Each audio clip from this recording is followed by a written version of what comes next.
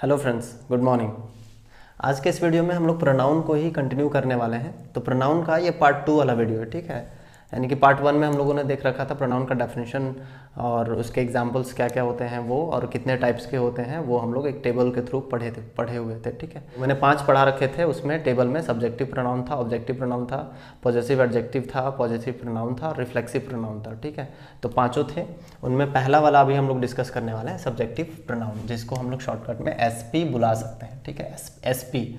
अब ये superintendent of police नहीं है। एसपी का मतलब इंग्लिश में सब्जेक्टिव प्रोनाउन होता है, ठीक है। तो सब्जेक्टिव प्रोनाउन कौन कौन से होते हैं, तो टेबल में हम लोग पहले देख रखे थे, ये नया नहीं है हमारे लिए।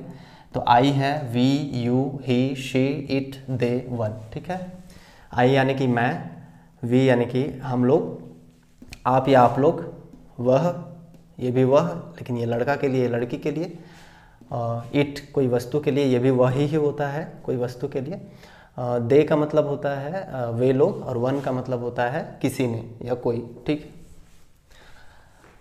तो पॉइंट्स के थ्रू समझते हैं कि इनके क्या क्या इंपॉर्टेंट पॉइंट्स हैं।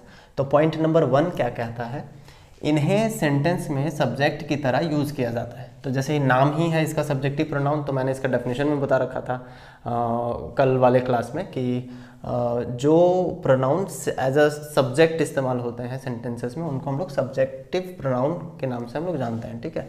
तो इसका पहला पॉइंट यही है कि इन्हें यानी कि इन प्रोनाउन को सेंटेंस में सब्जेक्ट के रूप में इस्तेमाल किया जाता है, ठीक है। तो पहला देख लो, he is writing a letter, तो देखो ही इस्तेमाल हुआ। तो ये सब्जेक्ट का प्लेस होता है ना, ये सब्जेक्ट है, ये हेल्पिंग वर्ब है, ये मेन वर्ब है, ये आर्टिकल है और ये ऑब्जेक्ट है। क्लियर हुआ। तो सब्जेक्ट के स्थान पर यानी कि ये सब्जेक्ट है, ठीक है। सब्जेक्ट के स्थान पर ही इस्तेमाल हुआ, इसीलिए ही जो है वो सब्जेक्टिव प्रोनाउन है। उसी तरह देखो, they are playing football in the ground, कि वे लोग ग्राउंड में फुटबॉल खेल रहे हैं, ठीक है। तो ये सब्जेक्ट होती है हमारी, ये है एक्सिलरी वर्ब, ये है मेन वर्ब, और ये फुटबॉल जो है वो ऑब्जेक्ट है, और इन द ग्राउंड जो है वो अदर वर्ड है, ठीक है। तो देखो सब्जेक्ट के प्लेस पे दे इस्तेमाल हुआ है, इसीलिए दे जो है वो सब्जेक्टिव प्रोनाउन है। उसी तरह देखो, one has a stolen my watch, तो देखो वन का इस्तेमाल कहाँ होता है, जहाँ हमें सब्जेक्ट एक्चुअल में कौन है वो पता नहीं है, तब हम वन का इस्तेमाल करते हैं। जैसे one has a stolen my watch का मतलब किसी ने मेरी घड़ी चुरा ली, ठीक है। यानी कि कौन चुराया मुझे नहीं पता, इसीलिए वन इसके लिए इस्तेमाल किया जाता है। तो वन सब्जेक्ट के प्लेस पे हुआ है। उसी तरह I teach you English every day, ठीक है, कि मैं आप लोगों को डेली इंग्लिश पढ़ाता हूँ। तो मैं यानी कि ये सब्जेक्ट है, देखो तो आई को एज अ सब्जेक्ट इस्तेमाल किया गया है ना, तो आई यहाँ पर क्या हो जाएगा, वो है सब्जेक्टिव प्रोनाउन, ठीक है। अब नेक्स्ट पॉइंट देखते हैं, पॉइंट नंबर 2, ठीक है। पॉइंट नंबर 2 क्या कहता है, तो ये कहता है कि सिर्फ एक स्पेशल केस ऐसा बनता है जिसमें एसपी का यूज हेल्पिंग वर्ब के बाद भी किया जाता है, ठीक है। यानी कि जैसे हम लोग नॉर्मल सेंटेंस का जो स्ट्रक्चर होता है वो क्या होता है, subject plus helping verb plus main verb plus object होता है। यानी कि हेल्पिंग वर्ब से पहले सब्जेक्ट का इस्तेमाल होता है। सब्जेक्टिव प्रोनाउन सब्जेक्ट की तरह इस्तेमाल होता है, इसीलिए उसका भी यूज़ हेल्पिंग वर्ब के पहले होता है। लेकिन एक केस ऐसा बनता है जहाँ पर देखने से ऐसा लगता है कि हेल्पिंग वर्ब के बाद भी एसपी का यूज़ यानी कि सब्जेक्टिव प्रोनाउन का यूज़ किया जाता है। वो केस कौन सा बनता है, तो वो ये एक स्पेशल स्ट्रक्चर है ये वाला, ठीक है। यानी कि जब सेंटेंस इट वॉज या इट इज़ से स्टार्ट हो रहा हो और उसके बाद एसपी एंड उसके बाद हु हो, तब यानी कि इस स्ट्रक्चर पे अगर कोई सेंटेंस है तो उसमें इट वॉज या इट इज़ के बाद एसपी दिखेगा। तो सिर्फ इस केस में वॉज या इज़ के बाद एसपी का इस्तेमाल हो जाता है, ठीक है। तो ये पूरा देख लो, ये स्ट्रक्चर यही स्ट्रक्चर पे बैठा हुआ होना चाहिए सेंटेंस। इट वॉज या इट इज़ प्लस एसपी यानी कि सब्जेक्टिव प्रोनाउन, उसके बाद हु होना चाहिए एंड उसके बाद helping verb and main verb and other part of the sentences, ठीक है। लेकिन इसमें ध्यान रखना कि एसपी जब भी होगा और यहाँ हेल्पिंग वर्ब जो होगा ना, मेन सेंटेंस का हेल्पिंग वर्ब मेन ये वाला है, ठीक है। ये मेन हेल्पिंग वर्ब नहीं है, ये हेल्पिंग वर्ब बस एज अ बिल्ट है, ये इनबिल्ट है, इसी स्ट्रक्चर में हेल्पिंग वर्ब का इस्तेमाल किया हुआ है। तो इस मेन जो सेंटेंस बनेगा उसका जो मेन हेल्पिंग वर्ब बन जाता है हमारा सब्जेक्ट के बाद, वो हमारा ये है, मेन हेल्पिंग वर्ब ये है और मेन वर्ब हमारा ये है सेंटेंस का, ठीक है। तो जो ये मेन वर्ब होगा या हेल्पिंग वर्ब होगा जो भी इस्तेमाल हो रहा होगा, तो वो एसपी के अनुसार हमेशा होंगी, ठीक है। एग्जाम्पल से समझ में आएगा बहुत अच्छे तरीके से, तो इसको समझ लेते हैं एग्जाम्पल के थ्रू, ठीक है। तो पहला एग्जाम्पल मैंने लिख रखा है, it is I who am teaching English, कि वो मैं हूँ जो आप लोगों को इंग्लिश पढ़ा रहा है, ठीक है।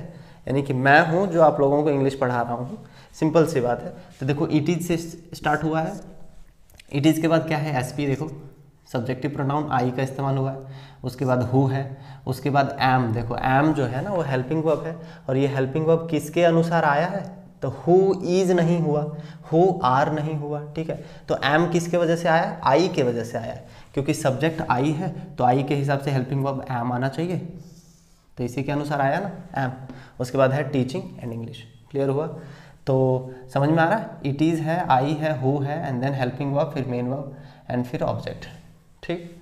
तो it is I who am teaching English. Second sentence है, it was he who was struggling for food, ठीक है, कि it was he who was struggling for food, कि ये वही है जो फूड के लिए स्ट्रगल कर रहा है, सिंपल सी बात है, इसका हिंदी। तो इट वॉज है, उसके बाद एस पी का इस्तेमाल हुआ, यानी कि सब्जेक्टिव प्रोनाउन का इस्तेमाल हुआ है ही, और ही के अनुसार देखो वॉज आया है, ही सिंगुलर है तो वॉज भी सिंगुलर है। अच्छा वॉज इज क्यों नहीं आया, वॉज ही क्यों आया, क्योंकि सेंटेंस पास्ट में स्टार्ट हो रही है, तो इसीलिए पास्ट वाला जो ही का सिंगुलर के हिसाब से जो लेगा वो हम लोग देंगे, ठीक है। तो it was he who was struggling for food, ठीक है। तो यहाँ पे दिख रहा होगा कि वॉज के बाद, देखो वॉज भी एक हेल्पिंग वर्ब है ना, तो देखने में ऐसा लगता है कि वॉज के बाद ही आया है, यानी कि हेल्पिंग के वर्ब के बाद एस पी का इस्तेमाल हुआ है, लेकिन यहाँ ये ऑब्जेक्ट नहीं है, ये यहाँ सब्जेक्ट बन के आया हुआ है, और इस सब्जेक्ट का मेन वर्ब और हेल्पिंग वर्ब इधर होते हैं हु के बाद, तो ध्यान रखना है इसी के अनुसार इधर मेन वर्ब हो या हेल्पिंग वर्ब हो, इन्हीं के इसी के अनुसार, इस एस पी के अनुसार ही आता है। नेक्स्ट है, it is she who likes to dance with me, कि ये वो है, यानी कि ये वही लड़की है जो मेरे साथ डांस करना पसंद करती है, सिंपल सी बात है। तो इट इज से इस्तेमाल हुआ है, ए एस पी है, और यानी कि सब्जेक्टिव प्रोनाउन, ये as a noun, sorry as a subject यहाँ इस्तेमाल हुआ है। और इसके बाद यहाँ पर देखो शी के अनुसार लाइक्स है ना, शी सिंगुलर है तो लाइक भी सिंगुलर, ऐसा नहीं क्वेश्चन में दे देगा यहाँ लाइक करके, सिर्फ एस हटा देगा, क्वेश्चन बन गया।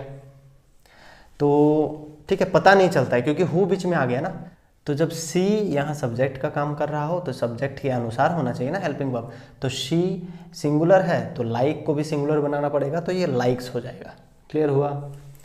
नेक्स्ट है, it was you who are standing before me, तो it was you who were, देखो यू के अनुसार वर आया, ठीक है।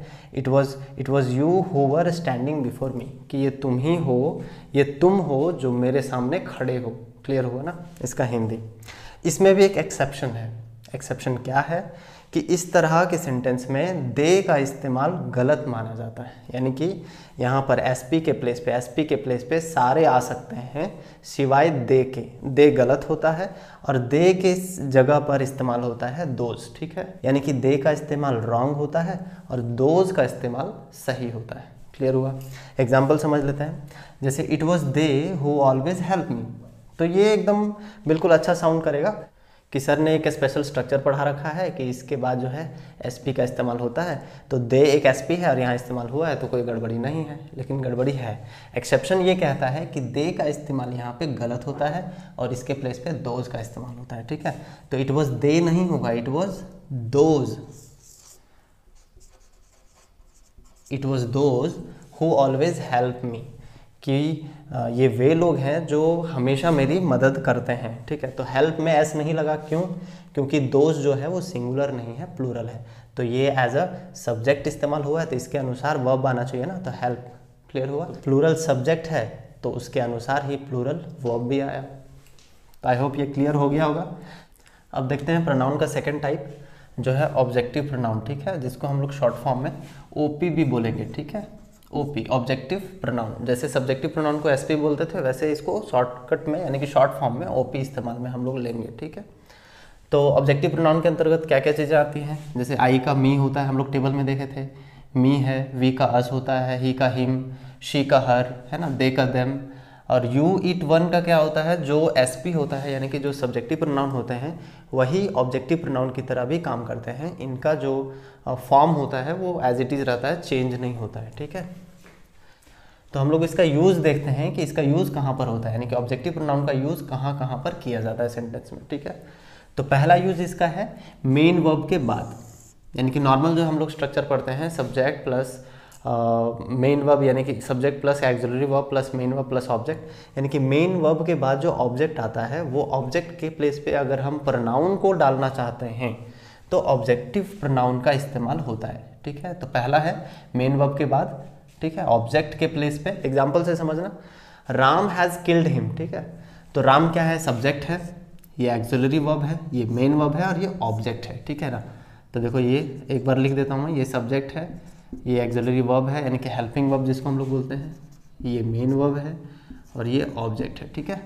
तो ऑब्जेक्ट के प्लेस पे इस्तेमाल हुआ है प्रोनाउन, तो वो हमेशा कौन से फॉर्म में होगा, ऑब्जेक्टिव प्रोनाउन के फॉर्म में होगा। तो यहाँ ही इस्तेमाल नहीं करेंगे, राम हैज़ किल्ड ही नहीं लिखेंगे, राम हैज़ किल्ड हिम, क्योंकि ये ऑब्जेक्ट की जगह है तो ऑब्जेक्टिव प्रोनाउन का इस्तेमाल होगा। क्लियर होगा। उसी तरह है रीमा हेल्प्ड मी, ठीक है, रीमा हेल्प्ड मी, कि रीमा ने मेरी मदद की। तो रीमा सब्जेक्ट है, ये मेन वर्ब है, इसमें हेल्पिंग वर्ब की कोई ज़रूरत नहीं है, ये टेंस के आधार पर होता है। तो ठीक है, टेंस हम लोग खैर बाद में पढ़ेंगे। रीमा हेल्प्ड मी, तो मुझे हेल्प की रीमा, तो मैं का आई होता है प्रोनाउन, तो आई इस्तेमाल नहीं होगा, ऑब्जेक्ट के प्लेस पे आई का ऑब्जेक्टिव केस यानी कि मी इस्तेमाल होगा, ठीक है। तो नेक्स्ट वाला भी देख लो, आई लव यू, जैसे जनरली बोलते हैं ना आई लव यू, इसका क्या मतलब है, आई सब्जेक्ट है, प्यार करने वाला कौन है भाई, आई है, ये मेन वर्ब है, और किसे प्यार कर रहा है, तो यू को कर रहा है। तो यू एस पी और ओ पी सेम होता है तो कोई फ़र्क नहीं पड़ना है, यू का यू ही आएगा, ठीक। नेक्स्ट है she dropped her at her house, ठीक है, कि उसने उसके घर पर उसने उसे उसके घर पर ड्रॉप किया, ठीक है, she dropped her at her house, ठीक है। तो शी यहाँ सब्जेक्ट है, ये मेन वर्ब है, देखो ऑब्जेक्ट के प्लेस पे हर आया ना, तो शी यहाँ इस्तेमाल नहीं होगा, हर होगा, क्योंकि ये ऑब्जेक्ट का प्लेस है। क्लियर हुआ। और यहाँ हर हाउस में भी हर लगा हुआ है, तो ये हर ओपी नहीं है, ये पॉजेसिव एडजेक्टिव है, ठीक है। पॉजेसिव एडजेक्टिव जो टेबल में हम लोग पढ़े थे, क्योंकि ये हाउस को क्वालिफाई कर रहा था, ये पॉजिटिव एडजेक्टिव की तरह इस्तेमाल हुआ है। क्लियर हुआ।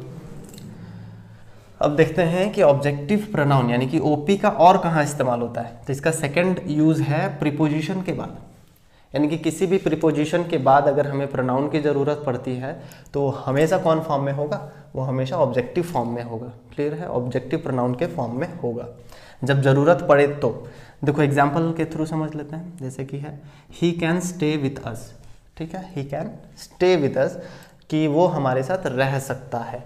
तो ही यहाँ पर सब्जेक्ट है, सब्जेक्ट के प्लेस पे है, इसीलिए एसपी का इस्तेमाल हुआ है।